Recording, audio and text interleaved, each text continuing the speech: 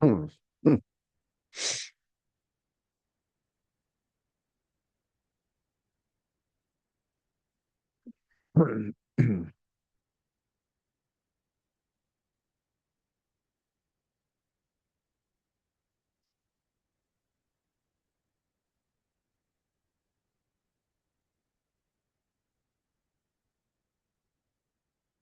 Ah, welcome to Frederick.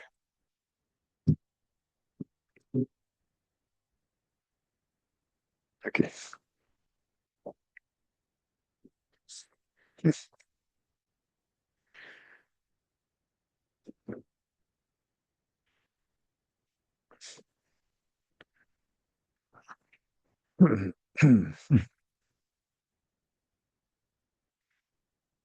Yeah, big welcome. Well, I see it's just gone 1 o'clock now, so I think we can start.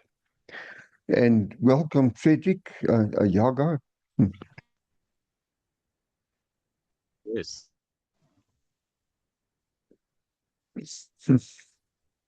Okay, I think let's start this opening prayer.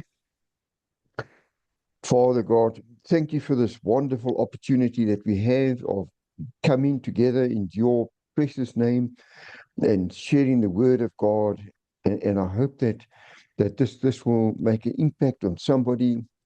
And we just pray that your Holy Spirit will speak to the hearts of everybody who listens to this, who joins us, or listens to it afterwards.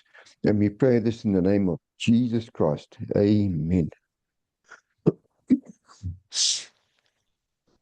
Okay, so just for the announcements. Okay, so we're starting with this online sermon once a week. And we are in the process of trying to get a premises to work from. So within time, as soon as we get a premises that's in South Africa, in Pretoria, Pretoria East, then we're going to have oh, excuse me, I've got a bit of a cold. Sorry. Then, oh, no, thank you. Yes, then we'll have a hybrid meeting. We'll be half. Um, the people will be there in person, but we'll also have a computer so that people who join online can join as well. And today we're going to talk um, about thief in the night. Okay, so hmm. So our church is called Faithful Baptist Church. Okay, so we haven't established the church yet. We're still busy putting the church together, but we do have the statement of faith, and we have all the plans in place. So it's an independent Baptist church, and the church's name is Faithful Baptist Church. Okay. So we're going to work today through 1 Thessalonians chapter 5, verses 1 to 11. So I'm just going to read that to you to start with from verse 1. But of the times and the seasons, brethren, ye have no need that I write unto you. Verse 2. For yourselves know perfectly that the day of the Lord so cometh as a thief in the night. 3. For when they shall say, peace and safety, then sudden destruction cometh upon them, as travail upon a woman with child, and they shall not escape. Verse 4. But ye, brethren, are ye not in darkness, that that day should overtake you as a thief? Verse 5. Ye are all the children of light and the children of the day. We are not of the light nor of darkness. Sorry, we are not of the night nor of darkness. Verse 6. Therefore, let us not sleep as do others, but let us watch and be sober. Verse 7. For they that sleep in the night, and they that be drunken are drunken in the night. Verse 8. But let us who are of the day be sober, putting on the breastplate of faith and love, and for an helmet, the hope of salvation. Verse 9.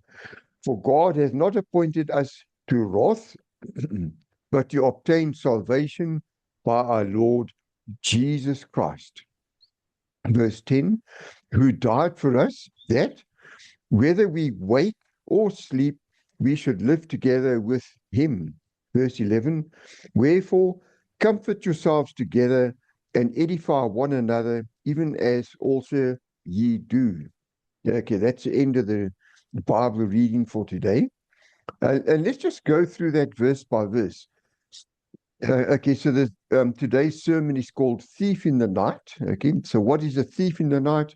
You can think of a thief in the night as somebody who comes creeping up when it's dark and sees if they can break in and steal and damage and do bad things. Okay, so if you look at 1 Thessalonians 5, verse 1, chapter 5, verse 1, but of the times and the seasons, brethren, ye have no need that I write unto you. It's the end of that verse. So this verse is connected with what precedes or what came before chapter 5. Excuse me, yes. The apostle was comforting the Thessalonians under the loss of their deceased friends by the assurance that both the living and the dead would be gathered together at the advent. Now, the question would naturally arise, when shall these things be? And everybody asks today, when is Jesus Christ coming? Okay, very good question. Now, talking about the Advent, what is the Advent? Okay, in the King James Version of the Bible and as an independent Baptist, we understand the Advent in two ways, which has absolutely nothing to do with the 4-week season of expectant waiting, preparation, and celebration leading up to Christmas.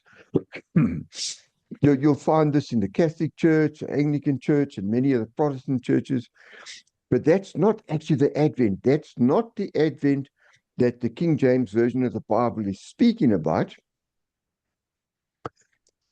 When we speak of the Advent in the King James Version of the Bible, it can be two things. Firstly, it could be the arrival of Jesus Christ as a baby in Bethlehem.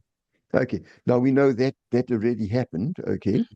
And then the second Advent, or the second, what could secondly be an Advent, would be the promised return of Jesus Christ at the end of the age.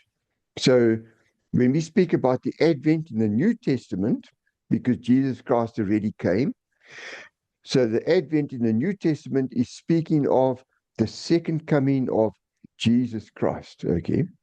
Nothing to do with the 4 weeks before Christmas, okay? Okay, let's look at Luke chapter 21, verse 7, and I'm just going to read this to you. And they asked him, saying, Master, when shall these things be? And what sign will there be when these things shall come to pass? That's the end of that verse. So it would appear that the Thessalonians expected an immediate advent. Oh, that would have been nice, eh? You can just say, okay, now we've got the gospel, and in a few days' time, you're going to have the advent. We'll all go to heaven. Okay, but that didn't happen. Yeah, okay. The apostle represses their curiosity on this point by reminding them of the uncertainty of the time of the Lord's coming, but of the times and the seasons, brethren, that is, of the time and the precise period of the Lord's advent or the Lord's second coming. Times and seasons are elsewhere united together. Let's look at Daniel chapter 2, verse 21. And he changeth the times and the seasons. He removeth kings and setteth up kings. He giveth wisdom unto the wise and knowledge to them that know understanding. It's the end of that verse. And if you look at Acts chapter 1, verse 7, and he said unto them, it is not for you to know that the times or the seasons which the Father hath put in his own power. It's the end of the verse. Yes. Now, the word times translation of the word times denotes time absolutely without regard to circumstances, and the word rendered seasons denotes a definite point of time, not merely the day, but the hour. So the Lord will come at a very specific time. It will be even down to the hour that he comes. For example, Mark chapter 13, verse 32. But of that day and that hour knoweth no man, no, not the angels which are in heaven, neither the Son, but the Father. That's the end of that verse. And if you look at 1 Thessalonians, okay, now let's look at 1 Thessalonians 4, chapter 4, verse 9. Okay, we're working with Thessalonians chapter 5, but in the previous chapter, 4, verse 9, we read, But as touching brotherly love, ye need not that I write unto you, for ye yourselves are taught of God to love one another. It's the end of the verse.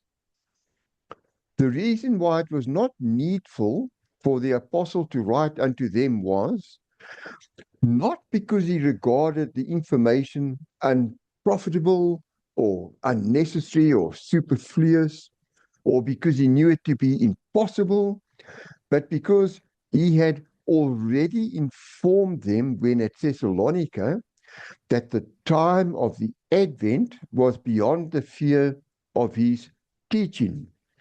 The apostle mentions this to repress that vain curiosity which is natural to man and which was the occasion of so much disorder among the Thessalonians. They all wanted to know when Jesus Christ is coming again. Okay, but that's not important. The Thessalonians were really becoming disorderly when they were discussing this. Our duty is not to pry into the times and the seasons which the Father has put in his own power, but to exercise constant watchfulness. Okay, let's look at the second verse, 1 Thessalonians 5, verse 2. For yourselves know perfectly that the day of the Lord so cometh as a thief in the night. It's the end of the verse. For yourselves know perfectly, that is namely to say, not from the scriptures, nor from oral tradition, but from the teaching of the Apostle Paul when in Thessalonica, that the day of the Lord is a common Old Testament expression denoting the coming of the divine judgments. Okay, so there are going to be two judgments. Either when you die, you'll find yourself in front of the altar of God, and Yes. you'll be judged on as a righteous person, having accepted the salvation of Jesus Christ and been a born again Christian. You'll be judged on your works since becoming a born again Christian, and your place in heaven will be determined. Or if you find yourself on the day of judgment in front of the great white throne, then you're also going to be judged, but your judgment is to do with your place that you're going to have in the lake of fire in conscious suffering for all of eternity. In other words, what will your place in hell be? If you get to the great white throne, what will your place in hell be because you haven't accepted Jesus Christ as your personal savior? But if you have accepted Jesus Christ as your personal savior, your judgment will be about your place in heaven. What will your place in heaven be? Now, obviously, we want to be in front of the judgment seat of God Almighty. We don't want to be in front of the great white throne. Wow. Okay. I have a question before you continue about Okay. judgment that you have just talked about. Yes. Yes, I would like to understand I think you're understanding me. Are you Yeah, hearing yes, me? I'm hearing you. Yes. Okay. A question that I wanted to post is that how will the judgment be done? Is Christ coming to judge the sin by himself, or it is the word that he has placed in our hearts as the saints or as believers that is going to judge us at that time? Okay. So it's a very good question. Okay. So what happens if you die before the advent, the second coming of Jesus Christ, or if you are alive when Jesus Christ comes, you'll be taken up to heaven. And whether you were died before or died at the same time, you'll find yourself in front of the great on the day of judgment. You'll be at the day of judgment. You'll either be in front of the throne of God Almighty or in front of the great white throne. Okay. If you your judgment will be if you were born again Christian, your judgment will be okay. Let me just put this in. Your judgment will be to determine your place in heaven. That's on the day of judgment. You know, your name must be written in the book of life. Okay. But if you come in front of the great white throne, what that means is you haven't accepted the free gift of salvation from Jesus Christ. So your judgment will be to determine your place in hell or separation from God, in the lake of fire, in constant suffering, conscious suffering for all of eternity. So that is the day of judgment. And once the day of judgment comes, it's too late. When that happens, Jesus Christ would have come when the advent, the second coming, as a thief in the night, and those who've died and those who've been taken up into heaven or left behind, whatever it is, we will then face the day of judgment, and we'll either go to heaven or we'll go to hell. Does that answer your question? Yes. Okay. So let's look at the book of Joel, and I'm just going to read to you Joel chapter 1, verse 15. Alas, Yes. for the day of the Lord is at hand, and as a destruction from the Almighty shall it come. And then let's look at also Joel chapter 2, verse 1. Blow ye the trumpet in Zion, and sound an alarm in my holy mountains. Let all the inhabitants of the land tremble, for the day of the Lord cometh, for it is nigh at hand. It's the end of that verse. Okay, so the day of the Lord has been nigh at hand, or the end of the world has been getting closer for the last 2,000 years. And even in the Old Testament, they were talking about it. And so we are getting closer to the end days. So if you see all the prophecies that have been fulfilled and all the things that are happening, we could say that we are getting closer to the end of the end times, but we can't say when it will be. It might be a few weeks' time. It could be later this afternoon. Who knows? It could be in 2,000 years' time. We just don't know. So all we can do is we have to be ready. Okay? Yes. Okay. And so by that phrase, in the book of Joel, it's not meant of the destruction of Jerusalem, nor the day of one's death, but the Mm-hmm. day of the Lord's advent. That's when Christ shall descend from heaven in glory for the resurrection of the dead and the judgment of the world. And some people say that is the second death. You know, you die and then you appear in front of the judgment seat of God Almighty. And it could be the second death if you're in front of the great white throne, but hopefully that will be your glorious entry into heaven. And that will be so incredible. Okay. Yes. Okay. And the idea is that judgment is coming in as a thief in the night. We don't know the day, we don't know the hour, we'll never know until it happens. But the day of judgment is coming in a thief at the night. Jesus Christ coming in the second coming, the advent, is coming as a thief in the night. Okay. Okay, so let's look at Matthew chapter 24, verse 43. But know this, that if the goodman of the house had known in what watch the thief would come, he would have watched and would not have suffered the house to be broken up. It's the end of that verse. And if you look at Luke chapter 12, verse 39, and this know that if the goodman of the house had known what hour the thief would come, he would have watched and not suffered his house to be broken through. It's almost exactly the same. And those very words are employed by Peter as well. Let's look at 2 Peter chapter 3, verse 10. But the hour of the Lord will come as a thief in the night, in the which the heavens shall pass away with a great noise, and the elements shall melt with fervent heat. The earth also and the works that are therein shall be burnt up. That's the end of that verse. Wow.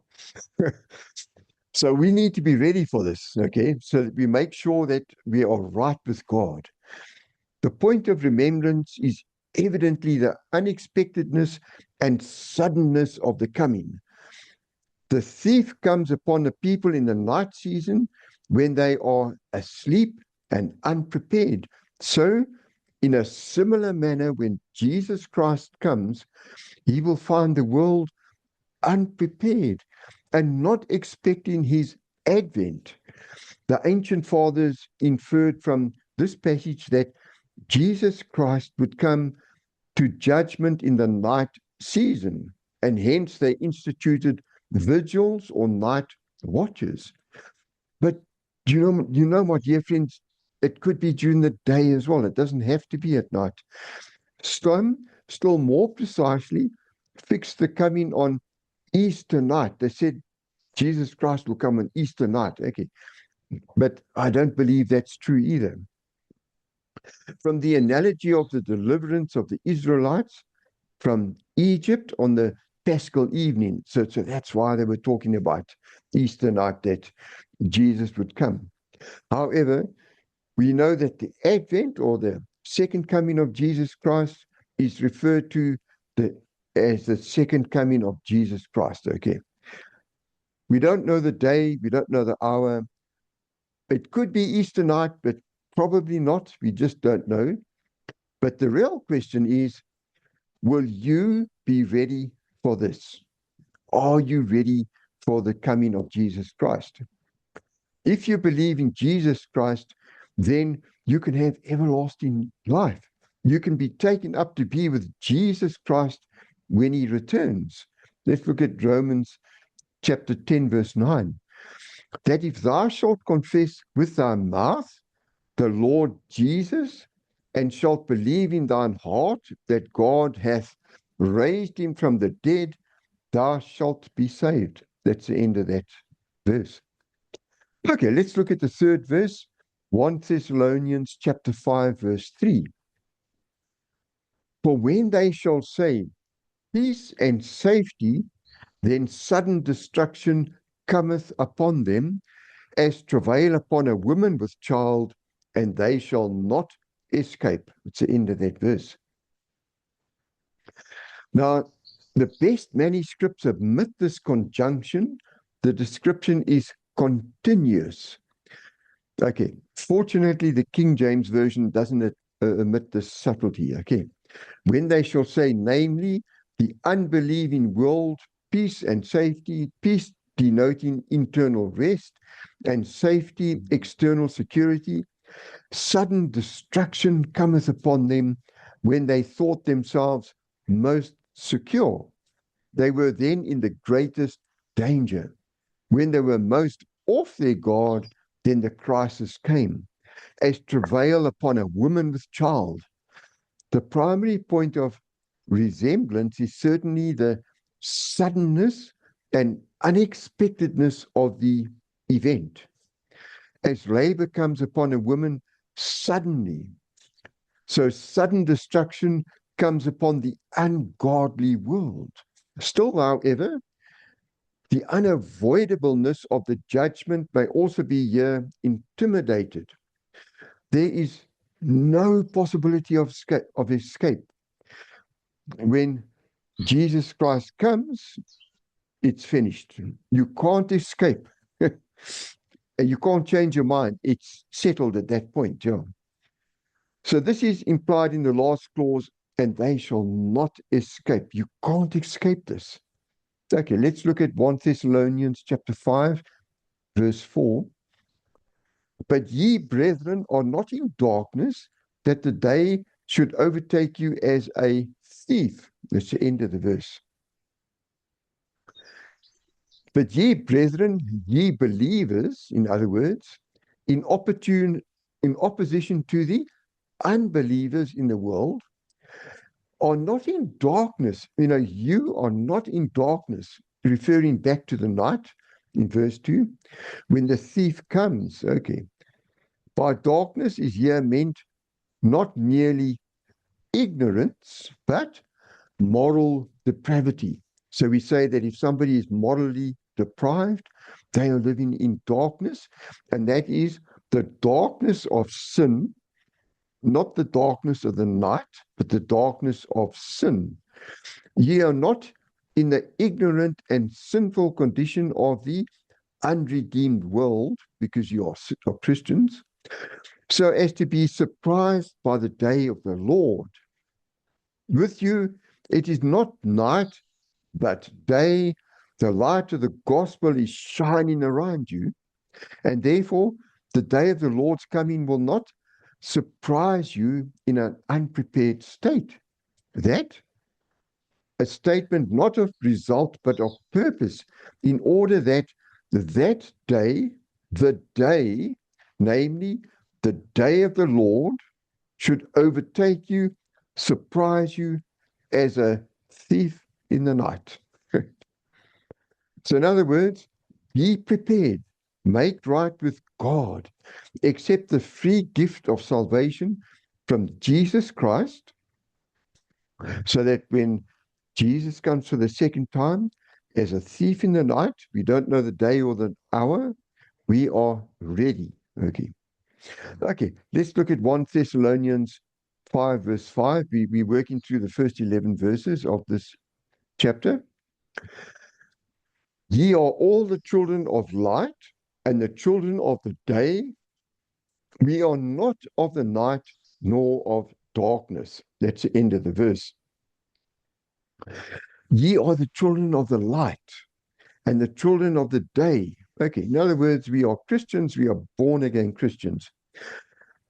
Hebraistic expressions denoting ye all belong to the light and to the day, an affirmation strengthening the previous declaration.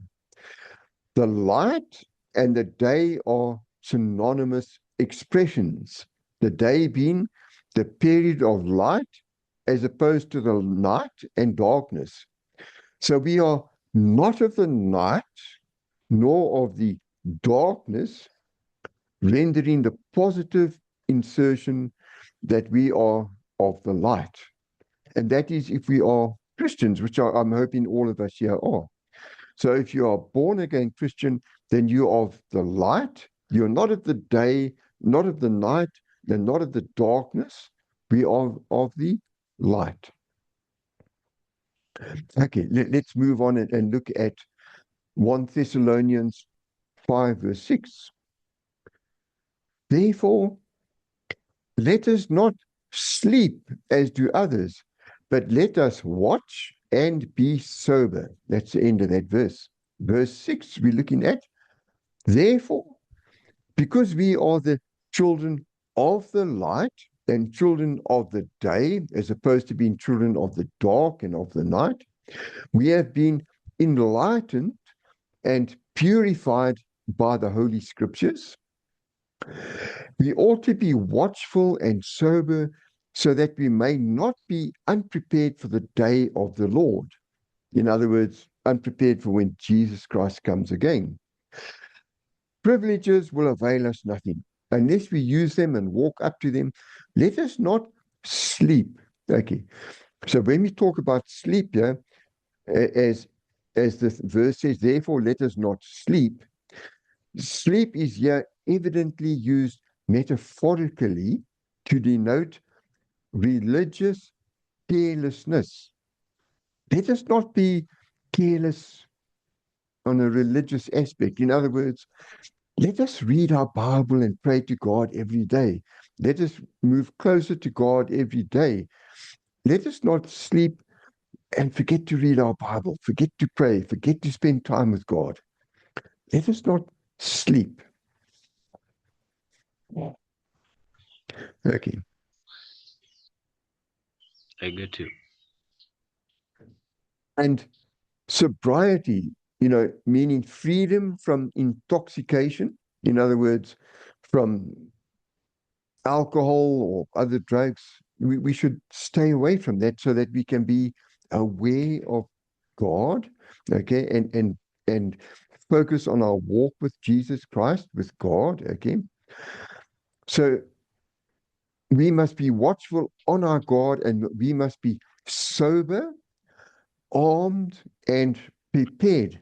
Okay, armed, not as with guns and that, but armed with the word of God, okay. So we must be ready to be able to speak about the gospel, to speak about Jesus Christ, okay?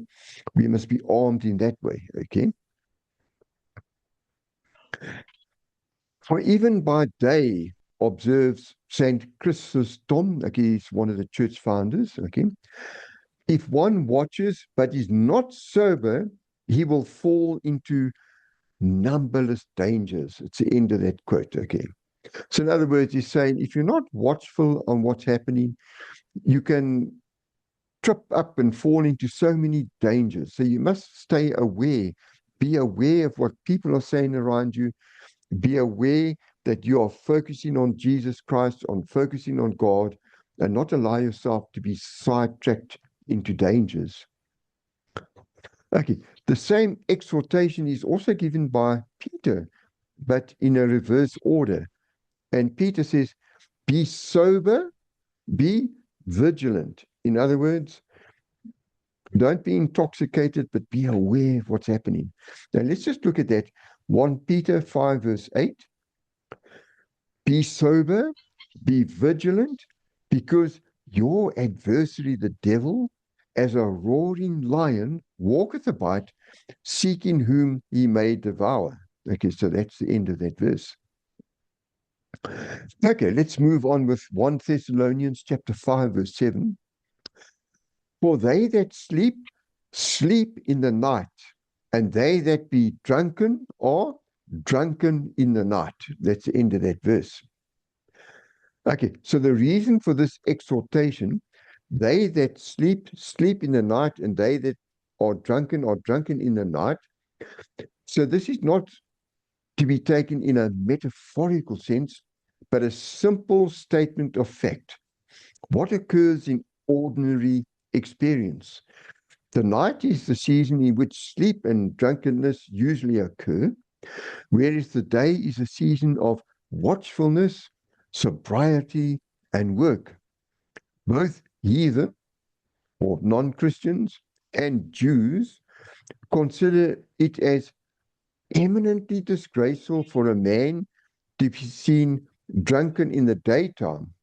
Hence, when the Jews accused the believers on the day of Pentecost with being filled with new wine, Peter answered, we are not drunken, as ye suppose, seeing it is but the third hour of the day. And that's in Acts chapter 2, verse 15. Let me just read that verse for you. For these are not drunken, as ye suppose, seeing it is but the third hour of the day. That's the end of that verse. Okay, let's move on to 1 Thessalonians chapter 5, verse 8.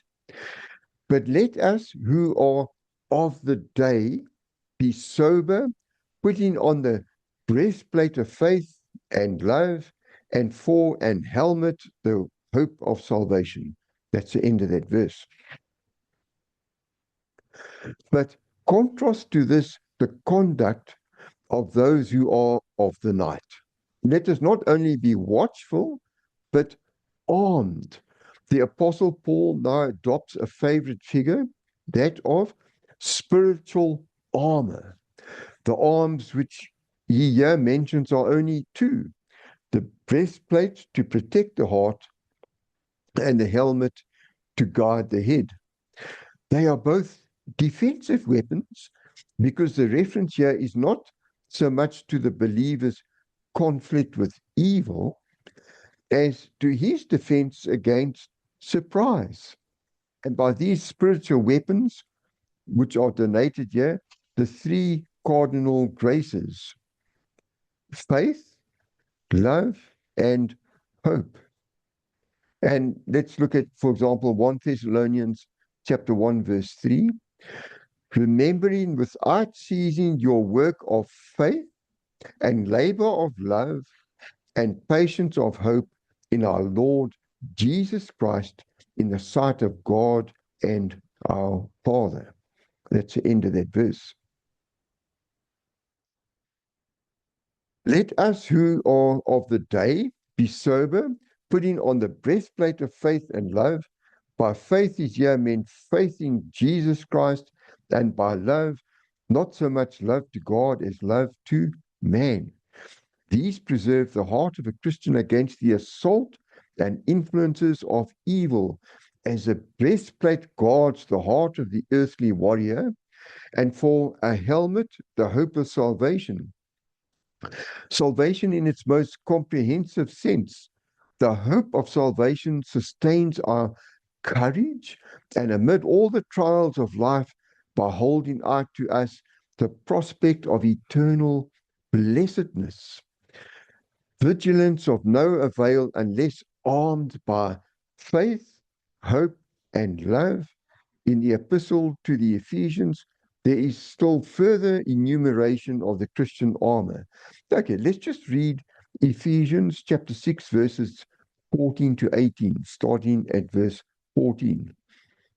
Stand therefore, having your loins girt about with truth, and having on the breastplate of righteousness, and your feet shod with the preparation of the gospel of peace. Above all, taking the shield of faith, wherewith you shall be able to quench all the fiery darts of the wicked, and take the helmet of salvation and the sword of the Spirit, which is the word of God, praying always with all prayer and supplication in the Spirit, and watching thereunto with all perseverance and supplication for all saints. That's the end of that reading. And there is a slight difference in the description of the weapons. Here the apostle speaks of the breastplate of faith and love. There, or previously, the breastplate of righteousness and the shield of faith. Here the helmet is called the hope of salvation. There the apostle speaks of the helmet of salvation. And besides these defensive weapons, other weapons of defense and the sword as a weapon of offense are also mentioned. Now let's just move on with 1 Thessalonians 5, verse 9. I'm just going to read that for you. For God hath not appointed us to wrath, but to obtain salvation by our Lord Jesus Christ. Okay, that's the end of the verse. For not a new reason for watchfulness and sobriety, but referring to the hope of salvation, why we may with confidence put on such a hope as a helmet.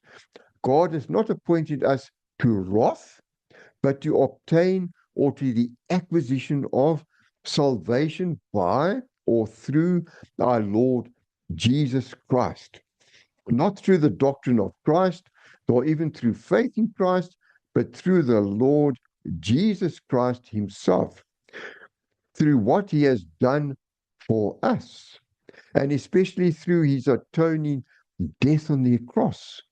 The appointment of God's grace is here mentioned as the efficient cause of our salvation, and the Lord Jesus Christ as the mediator through whom salvation is bestowed.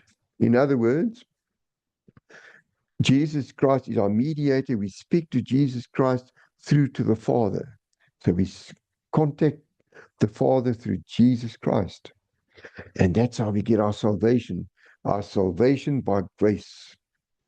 Okay, let's move on with 1 Thessalonians 5, verse 10. Who died for us, that whether we wake or sleep, we should live together with him. That's the end of the verse. Wow, and you might say, well, that's interesting. So Jesus died for us whether we wake or sleep, or what does this mean? Okay. Okay. So Jesus died, his death being the meritorious cause of our salvation for us. That is here, not instead of us, but for our benefit or on our account. That whether we wake or sleep, they are not to be taken in an ethical sense, whether we are spiritually awake or spiritually asleep. For those who are spiritually asleep, they will be surprised by the coming of the Lord Jesus Christ. Nor in a natural sense, whether he come in the night and find us taking our natural sleep, or in the day when we are awake, which would be a mere trifling observation. But in a metaphorical sense, whether we are alive or dead, whether we have accepted our free gift of salvation from Jesus Christ or not. The Apostle Paul has just been speaking of those who are dead under the designation of those who are asleep. In other words, they haven't woken up to the possibility of salvation yet. They are asleep spiritually. Okay. Let's look at 1 Thessalonians chapter 4, verse 13. But I would not have you to be ignorant, brethren, concerning them which are asleep. But ye sorrow not, even as others which have no hope. It's the end of that verse. And therefore it is natural to interpret the clause, whether we wake or sleep, of the condition of believers at the coming of the Lord. So tell me this, when Jesus Christ comes for the second time, what will your spiritual condition be? You see, there is here certainly a change of metaphor. Sleep in verse 6 denotes religious carelessness. In verse 7, natural sleep. And here in this verse, we're talking about death.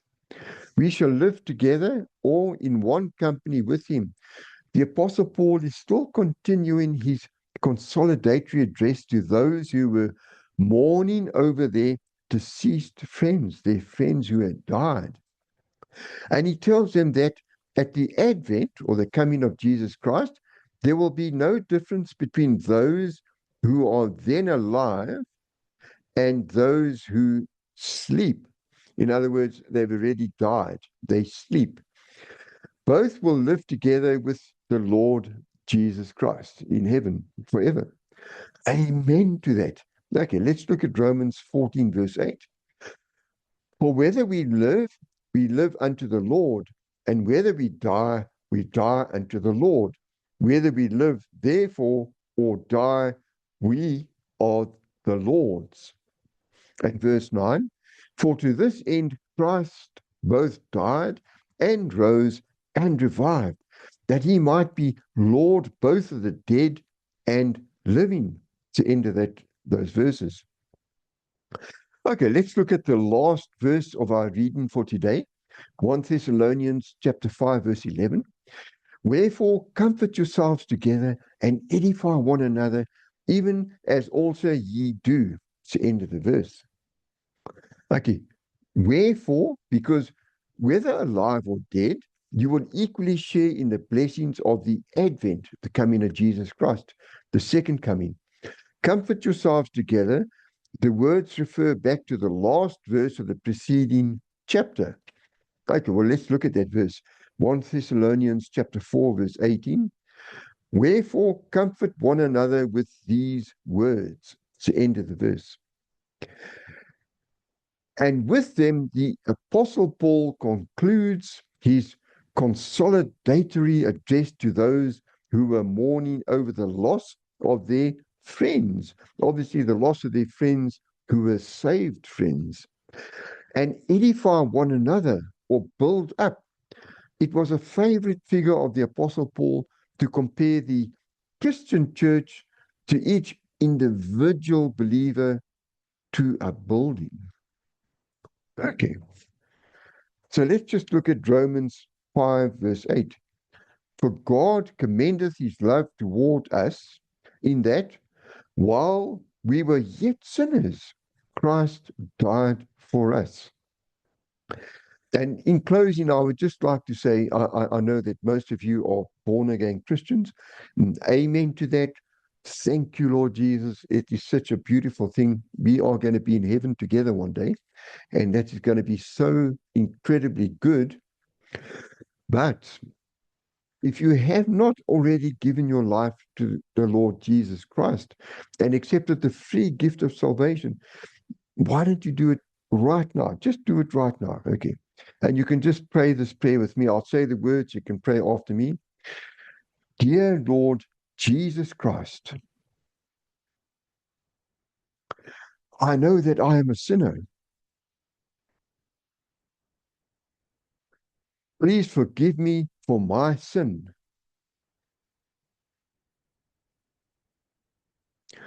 And come into my heart and save my soul. I am trusting you and you alone to take me to heaven when I die. Thank you for saving me. Amen.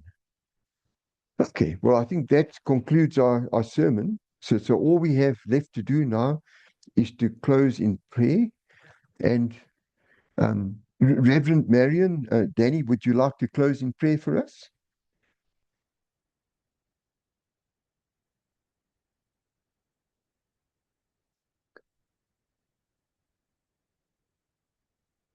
I think you're still muted there.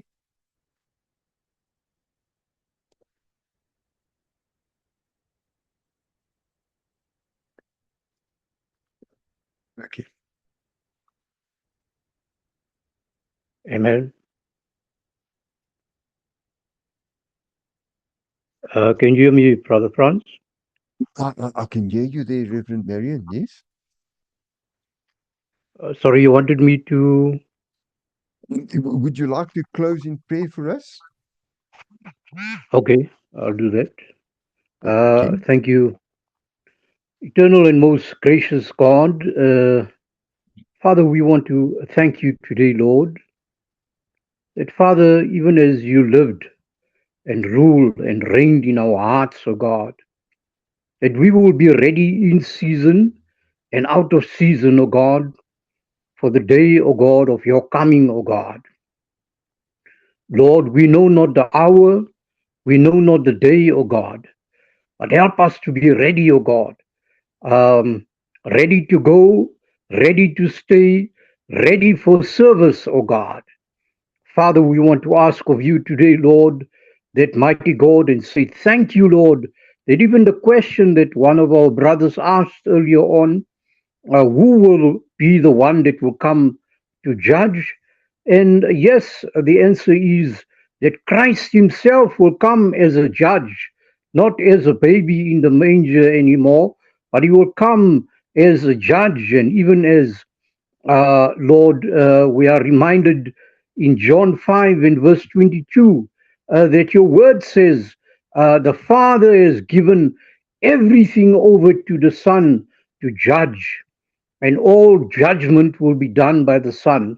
And Father, today, Lord, we want to thank you today that Jesus Christ lives and rules and reigns in our lives, and that he knows us. Thank you, Lord, that you know us. You know even the number of hairs that we have on our heads, and that when you do come, you will already know us. When you do come to judge the world, you will send us, oh God, to the side and say, "Well done, my good and faithful servant."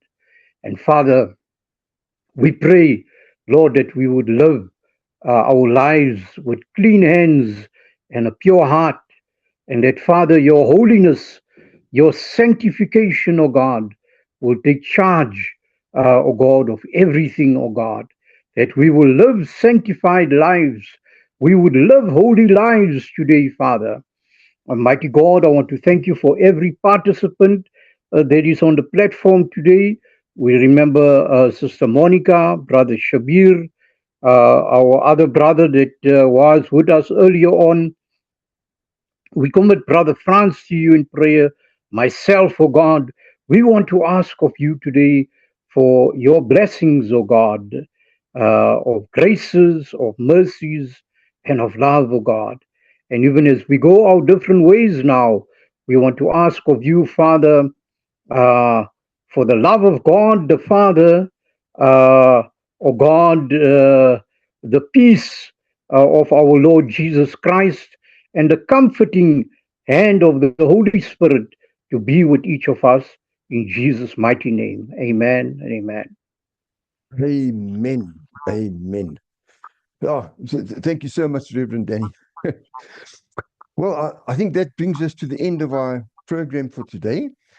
And so, yeah, hopefully we'll all meet up again tomorrow morning, 5:20.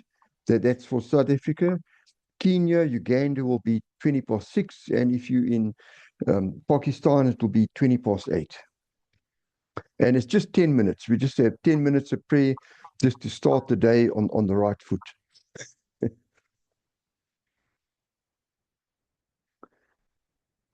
Okay. Amen. Thank you. Bye bye. Okay, bye. All the best. Eh?